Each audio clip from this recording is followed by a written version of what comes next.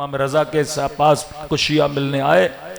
अब्बा सालत कहते हैं बड़े दूर दराज का, इमाम रजा को कहो कि आपके जद के मानने वाले आपके शिया आपसे मिलना चाहते हैं। अब्बा सालत के अंदर गया, इमाम रजा ने कहा मैं नहीं मिलना चाहता। दोबारा आए, नहीं मिलना चाहता। कहता ये आते रहे 2 महीना मुसलसल इमाम रजा से मिलने के लिए आए। कहते जब 2 महीने गुजरे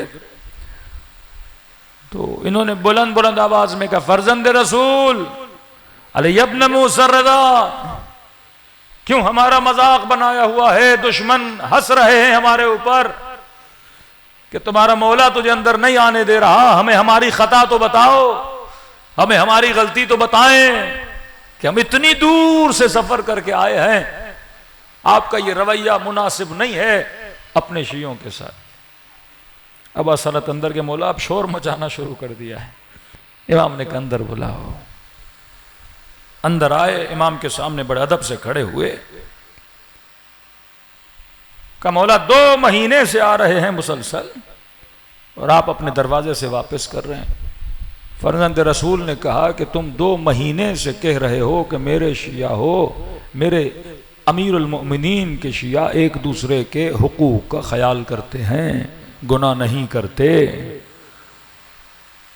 मोमिन मोमिन को परेशान नहीं करता, उसके वजूद से किसी को तकलीफ नहीं होती। समझ गए कि हमने दावा बहुत बड़ा किया है।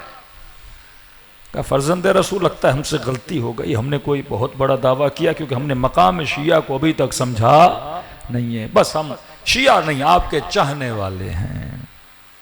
का इतना कहना था, इमाम रजा उठे और बगलगीर हुए कहा, आ जाओ मेरे सीने से लगो, क्योंकि अब जो कह रहे हो सच कह रहे हो, पहले जो कह रहे थे सच नहीं था। हाँ हमारे चाहने वाले हो, लेकिन फिलफौर ये नहीं कहा करो कि हम आपके शिया हैं।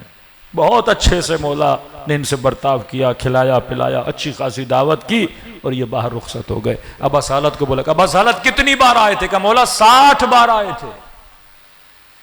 60 बार आए थे आपके दरवाजे पर, 60 बार सलाम देकर गए थे। इमाम ने कहा, अब्बा सालत जाओ 60 मरतबा मेरी तरफ से उनको सलाम करो,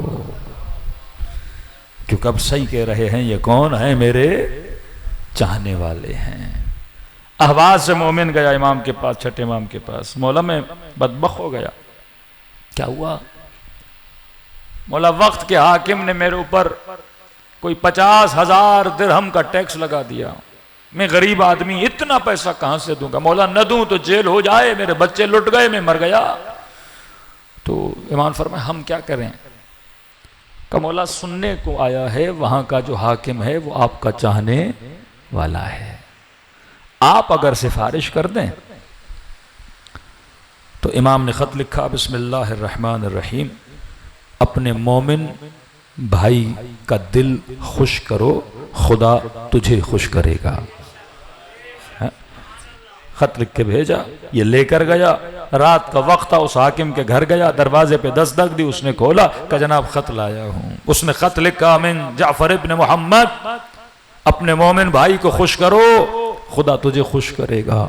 इसने खत को बोसा दिया, आंखों पे रखा, इसका एहतराम किया, इसे घर में बिठाया, अपने नौकरों को कहा कि फाइल लेकर आओ जहाँ पे मालियात और टैक्स लिखा हुआ है, और इसका नाम निकाला। कितना है? 50,000 से करीब।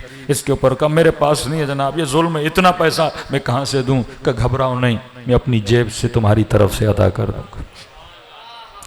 का अगले साल का टैक्स भी माफ, उससे अगले साल का टैक्स भी माफ। अब ज़ाहिर हाकिम के घर में था, बहुत कीमती कालीचा था जिस पे बैठा था। का जब जाओ तो ये कालीचा भी लेकर जाना।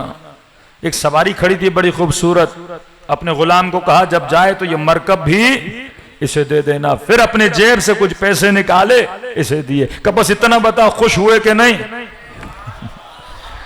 कहा हाँ मैं खुश हो गया। ये मोमिन कहता 1 साल गुजरा, उससे अगला साल गुजरा, दोनों साल उसने मुझसे टैक्स माफ किया।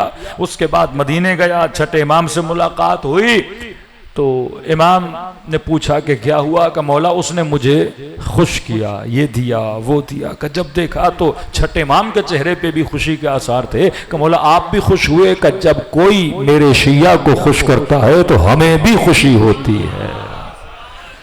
ये उसे खुशी नहीं देता बल्कि अपने इमाम को खुशी देता है। ये ताल्लुक था एक शिया का दूसरे शिया से, ये वो राबिते विलायत था। चहलबे चाहते थे मोमिनीन एक दूसरे के साथ रखें और इन सिफात के साथ एक दूसरे को क्या करें, जज़्ब करें।